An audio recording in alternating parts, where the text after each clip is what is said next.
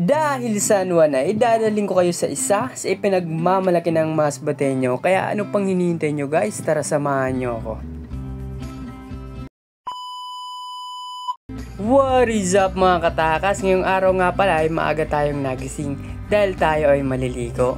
At pumunta na kami kaagad dito sa Barangay Nursery dahil dito yung sakayan papunta dun sa Paraiso.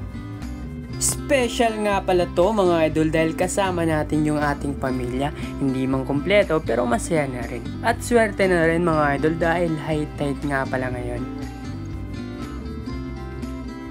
At eto yung sinasabi kong Paraiso.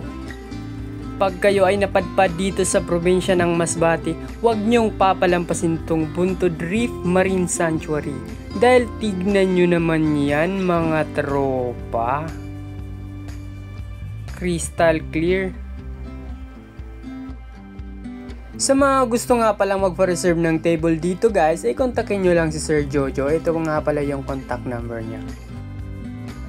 Sa mahilig mag-picture-picture nga pala dyan, ay meron din sila ditong photo booth at souvenir na rin.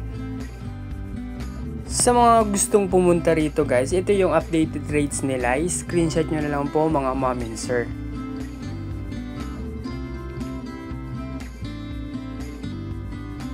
At nag-o-offer din pala sila dito ng island hopping mga idol. 1 to 5 packs, 6,000. 6 to 14 packs, 10,000. 15 to 20 packs, 15,000. At dahil hindi na talaga makapaghintay yung kapatid ko, naligo na kami.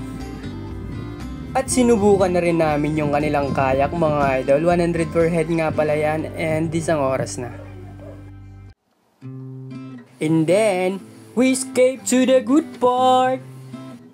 Banatan kaagad natin tong balat ng lechon. Alam naman natin na ito talaga yung mabilis maupo sa pagkainan. First bite, thank you Lord. Meron pang bulalo. Ito yung masarap na bulalo, yung humihiwalay na yung buto sa laman.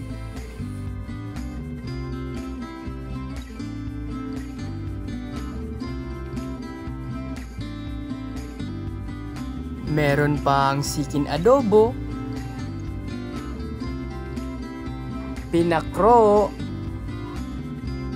pakwan, awa na. Masasabi mo na lang talaga, lame kayo.